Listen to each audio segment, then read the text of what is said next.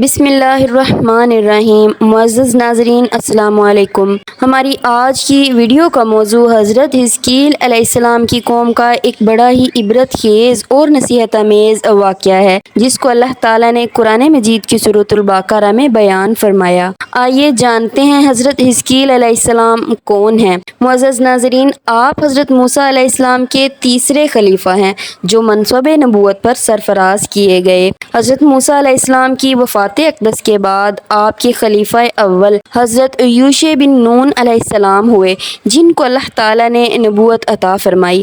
ان کے بعد حضرت لب بن یحییٰ علیہ السلام حضرت موسیٰ علیہ السلام کی خلافت سے سرفراز ہو کر مرتبہ نبوت پر فائز ہوئے۔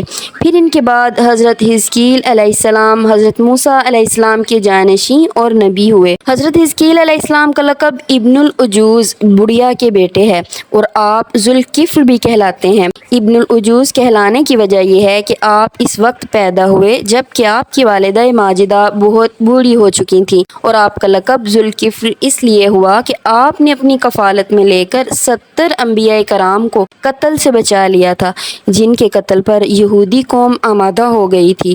پھر آپ خود بھی اللہ کے فضل و کرم سے یہودیوں کی تلوار سے بچ گئے اور برسوں زندہ رہ کر اپنی قوم کو ہدایت فرماتے رہے۔ معزز ناظرین، مردوں کے زندہ ہونے کا یہ واقعہ اس طرح ہے۔ بنی اسرائیل کی ایک جماعت جو حضرت حزقیل علیہ السلام کے شہر میں رہتی تھی، شہر میں طاعون کی وبا پھیل جانے سے ان لوگوں پر موت کا خوف سوار ہو گیا، اور یہ لوگ موت کے ڈر سے سب کے سب شہر چھوڑ کر ایک جنگل میں بھاگ گئے اور وہیں رہنے لگے۔ تو اللہ تعالیٰ کو ان لوگوں کی یہ حرکت بہت زیادہ ناپسند ہوئی، چنانچہ اللہ تعالیٰ نے ایک عذاب کے فرشتہ کو اس جنگل میں بھیج دیا، جس نے ایک پہاڑ کی آڑ میں چھپ کر اور چیخ مار کر بلند آواز سے یہ کہہ دیا کہ موتو، یعنی تم سب مر جاؤ۔ اور اس مہیب اور بھیانک چیخ کو سن کر بغیر کسی بیماری کے سب اچانک یہ سب مر گئے، جن کی تعداد 70,000 تھی۔ ان مردوں کی تعداد اس قدر زیادہ تھی کہ لوگ ان کی کفن و دفن کا کوئی انتظام نہیں کر سکے، اور ان مردوں کی لاشیں کھلے میدان میں بے گور و کفن 8 دن تک پڑی پڑی سڑنے لگیں، اور بے انتہا تعفن اور بدبو سے پورے جنگل بلکہ اس کے اطراف میں بدبو پیدا ہو گئی۔ کچھ لوگوں نے ان لاشوں پر رحم کھا کر چاروں طرف سے دیوار اٹھا دی تاکہ یہ لاشیں درندوں سے محفوظ رہیں۔ کچھ دنوں کے بعد حضرت حزقیل علیہ السلام کا اس جنگل میں ان لاشوں کے پاس گزر ہوا تو اپنی قوم کے 70,000 انسانوں کی اس موت ناگہانی اور بے گور و کفن لاشوں کی فراوانی دیکھ کر رنج و غم سے آپ کا دل بھر آیا۔ آپ آبیدہ ہو گئے اور باری تعالیٰ کے دربار میں دکھ بھرے دل سے دعا مانگنے لگے، یا اللہ، یہ میری قوم کے افراد تھے جو اپنی نادانی سے یہ غلطی کر بیٹھے کہ موت کے ڈر سے شہر چھوڑ کر جنگل میں آ گئے۔ یہ سب میرے شہر کے باشندے ہیں، ان لوگوں سے مجھے انس تھا اور یہ لوگ میرے دکھ سکھ کے شریک تھے۔ افسوس کہ میری قوم ہلاک ہو گئی اور میں بالکل اکیلا رہ گیا۔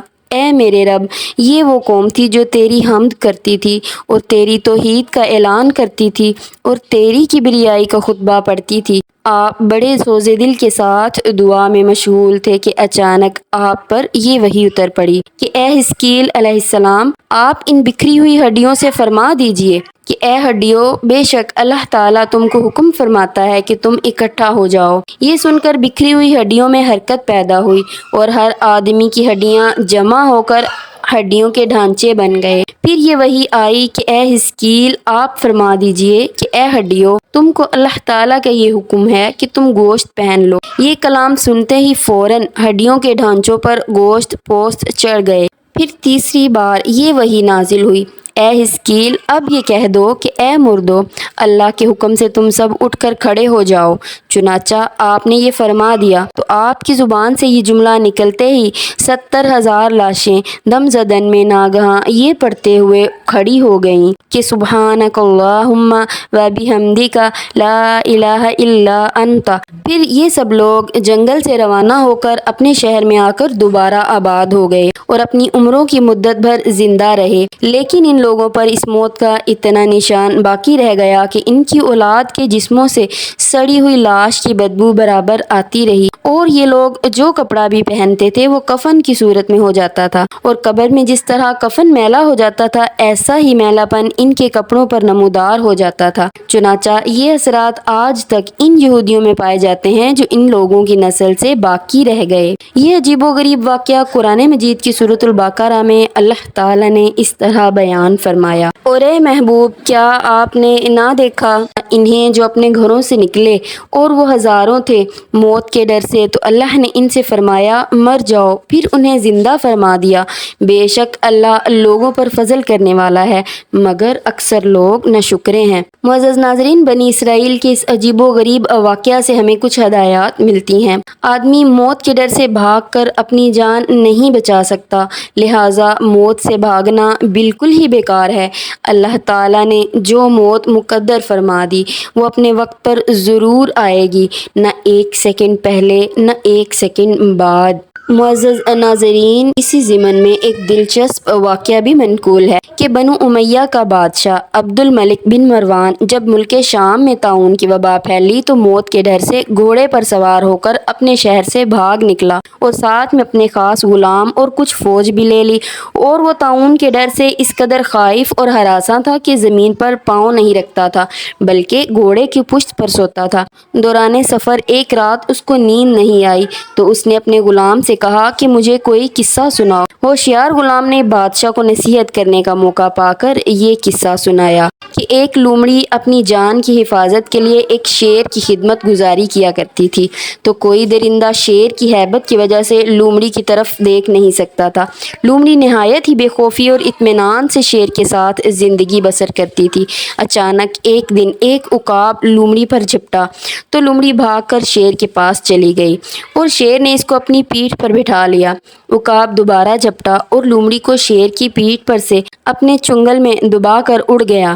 لومڑی چلا چلا کر شیر سے فریاد کرنے لگی تو شیر نے کہا کہ اے لومڑی، میں زمین پر رہنے والے درندوں سے تیری حفاظت کر سکتا ہوں، لیکن آسمان کی طرف سے حملہ کرنے والوں سے میں تجھے نہیں بچا سکتا۔ یہ قصہ سن کر عبد الملک بادشاہ کو بڑی عبرت حاصل ہوئی اور اس کی سمجھ میں آ گیا کہ میری فوج ان دشمنوں سے تو میری حفاظت کر سکتی ہے جو زمین پر رہتے ہیں، مگر جو بلائیں اور وبائیں آسمان سے مجھ پر حملہ آور ہوں ان سے مجھ کو نہ میری بادشاہی بچا سکتی ہے، نہ میرا خزانہ اور نہ میرا لشکر۔ آسمانی بلاؤں سے بچانے والا تو بجز اللہ کے سوا کوئی اور نہیں ہو سکتا۔ یہ سوچ کر عبد الملک بادشاہ کے دل سے طاعون کا خوف جاتا رہا اور وہ رضائے الہی پر راضی رہ کر سکون و اطمینان کے ساتھ اپنے شاہی محل میں رہنے لگا۔